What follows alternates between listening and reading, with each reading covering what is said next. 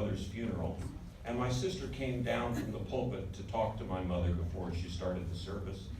And I have no idea why, but I turned around, and the chapel was full. And I thought to myself, you know, John would really be pleased. And then I thought, he'd really be surprised. And then I thought, where were you when he needed you? We all have people that need us, and we need to stay connected with them if we want the outcomes we want. Next, and Sandy said this, and it's, I think, an excellent point. We need to become good listeners. Listening is more than the practiced absence of speech. Listening is more than waiting your turn. Listening is listening. Listening is feeling pain. You don't have to have an answer to all the problems, but you do need to hear what the problems are. And we don't do nearly enough of that. There is somebody on YouTube named Tish On, and I think there's some reference to it on the handout that you have. You need to go on YouTube and listen to it. It takes all of 4 minutes. And he makes a really persuasive argument. We need to listen, and it certainly is relevant for the discussion of mental health. Next is the hardest one. The hardest one. I go into a room like this and I quickly count males and females, and I'm always surprised if more than 25% of the room are men. Always. And the reason is because couples have a tendency to get divorced. Men have a tendency to say, well, Mom, you take care of it, you know, I've got to get to work. And so the women typically are left with caring for the mentally ill family member. I'm sure there are other reasons too, but this is a shock to the family system. So now we have, more often than not, a single mom trying to provide the care that her son or daughter needs. You cannot do it effectively if you're not taking care of yourself. There's a man named Hans Selye, who's also known as the father of modern stress. And he uses a metaphor which I'll use here. If you get in your car and you see the gas tank is empty, you go to the station to fill up your gas tank because you know you're not going to be able to make your destination if you don't. But yet we've got moms running on fumes all the time. And you're not in a position to make the best decisions.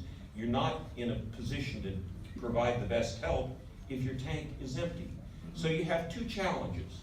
And this applies to the men that are still involved as well. But you have two challenges. The first one is you have to figure out how you refill your tank. Different answer for everyone. It could be prayer. It could be mindfulness exercises. It could be a walk in the park by yourself. It could be reading. It could be 1,000 things. But how do I replenish that reservoir that allows me to deal with stressful situations that come along? That's the first question you have to answer. The second one is equally difficult and equally important. You have to do it. It's not good enough to know. You have to do it. John lived for a long time with a lady that rented him a room. And when he'd start to become delusional and psychotic, and she'd start to get frightened, she'd lock him out of the house. And usually this would go on for several days, during which time John would try to break a window and climb in, and John would try to call in the doggy door, and finally, you know, she just had it up to here. She hasn't slept for 3 days. She calls the local police department. The local police department comes out, and John makes this very persuasive argument that I've rented a room to this lady, this is my condominium, and I want in and she's keeping me. And of course, you know, she's pulling her hair out, she's trying to go get deeds of trust and all of those things. True. And then she says, and so then as I'm standing here, and the police officers and the CAT team have surrounded my brother and she, and I realize the police officers and the CAT team are going, they're trying to figure out who they're there to talk to. You're not in a good position to be the best help if your tank is empty. Hers clearly was. You need to make sure yours is not. The next thing, NAMI for me, as I've already said, was transformative. It can be transformative to you too. Most of you have heard of Chapman University. Recently, they were given a gift from the estate of Huell Hauser. Any of you watch California Gold? Yes. Yeah. I recorded and watched. Yes. He passed, you may know. And prior to his passing, he gave Chapman University his estate, everything he owned, all the films, everything. It's a huge gift, 20, 30, 40, $50 million. The president of the university called him immediately when he found out that this bequeath was coming and said, I've met you one time. You came to visit the campus. I spent some time with you. We walked around once. And you give us 30, 40, $50 million. And Hugh Hauser said to him, you know, it was clear to me in talking to you and in talking to your students and in talking to your staff that Chapman University was a transformative place. In NAMI, we need to be equally transformative. It certainly has been for me. Okay, the last thing. I want you to think, and you're going to turn your head when I say this, I want you to think of mental illness as a gift. And in my notes I said, what did he just say? Mental illness is a gift. Well, you know, when you start to have children, what you want is 10 fingers and 10 toes. And then you kind of build from there. It'd be nice if they're smart, be nice if they were social, nice if they were a good student. You don't ever pray for mental illness. But here's the reality, folks. You've been given this thing. And what are you going to do with it?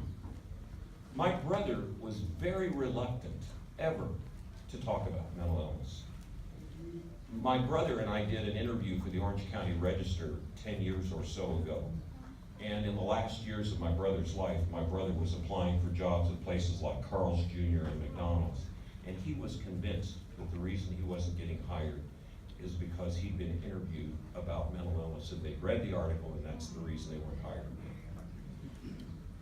Melissa, on the other hand, could do this presentation as well or better as I could, because she talked about it. The most disinfecting thing in the world is sunlight, folks. And the longer we keep mental illness in the dark, the more the problems are going to compound. As we bring it into the light, it's cleansing. And Melissa would teach family to family with me, and people were amazed. This is a young woman that had bipolar disorder. The first 8 years of her diagnosis, she was in psychiatric units an average of 40 days a year. And you would never guess if she stood up in front and began to speak to you. We need to make those folks our heroes. I've said many times, two most courageous people I've known in my life were my brother and my grandmother. I don't know if I could have done what they did without complaint and for so long. Profound respect. Okay. Now, some of you are sitting there saying, goodness, he's talked all this time. He hasn't mentioned meds. Well, folks, I don't think you have much to do with whether or not your family member takes meds. And I think the minute you start arguing with them about whether to take them or not, you are going down a rabbit hole. My strong recommendation to you is let the professionals talk about meds. I wouldn't get into it.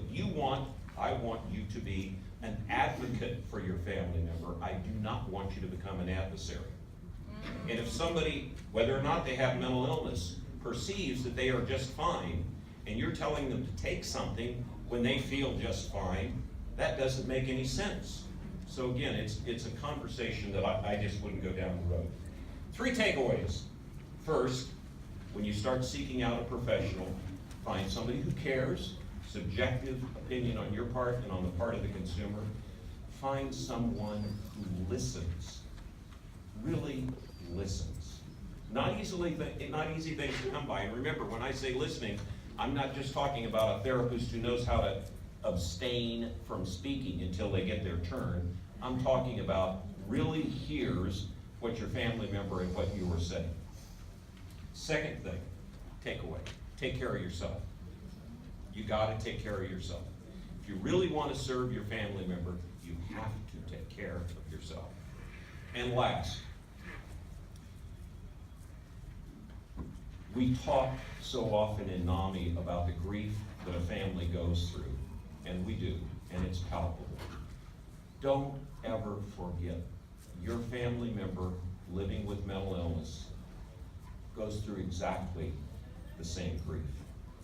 As all of his or her age mates are graduating from college and getting married and getting jobs, he or she is completely aware of that, just as you are. So don't ever forget that they are in as much pain about their situation as you are.